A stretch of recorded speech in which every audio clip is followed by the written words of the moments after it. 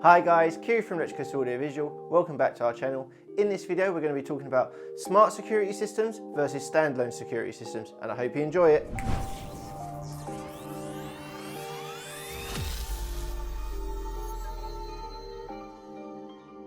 So what is the difference between a smart security system and a standalone security system? Let's start off with a standalone security system.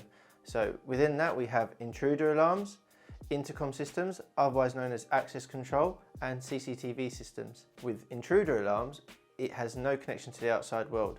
You do have the facility to have, say, a speech dialer where it can call out and say that your alarm is ringing to notify you.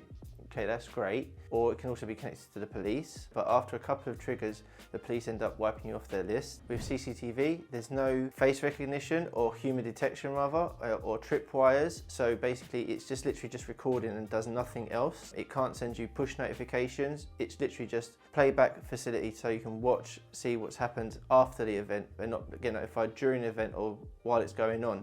And then with like intercom systems or say doorbell in your home, when that doorbell is pressed, if you're not at home, you're not notified.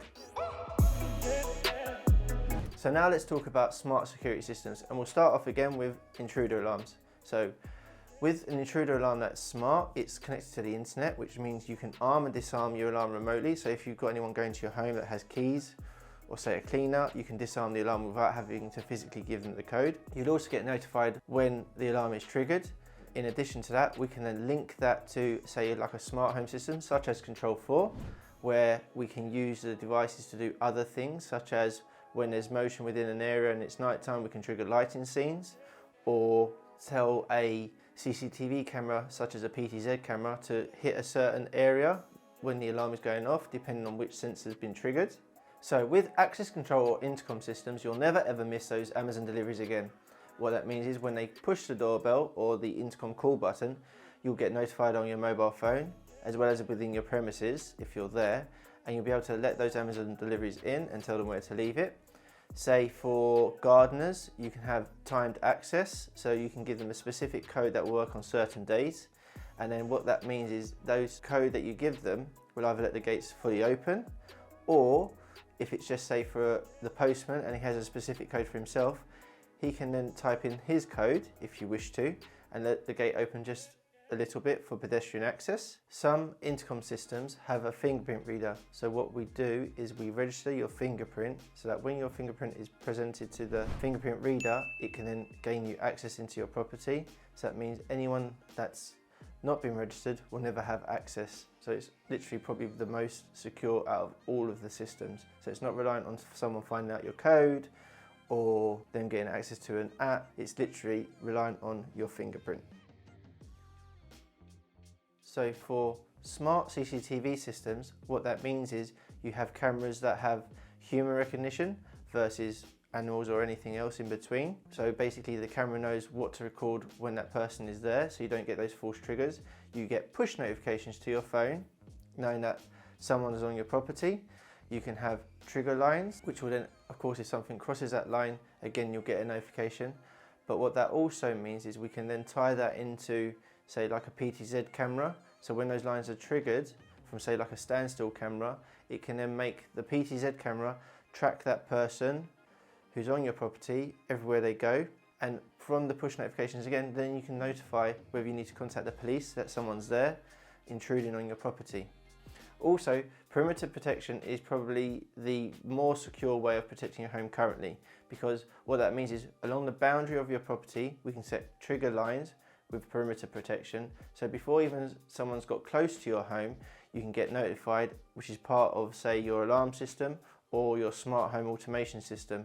So it can limit any event from happening because it's notified a lot earlier rather than someone coming straight up to your front door. We've talked about multiple different apps that you use for these smart security systems, but with Control 4, where you can unify all those apps together, we can have the security alarm as part of that interface. You don't have to jump from multiple apps. We can have the security system, which is a CCTV, the burglar alarm, and also the perimeter protection as all part of one interface. Now these come in multiple different apps, which means you've got to jump from app to app to app to get these notifications, to know where to go, etc, etc.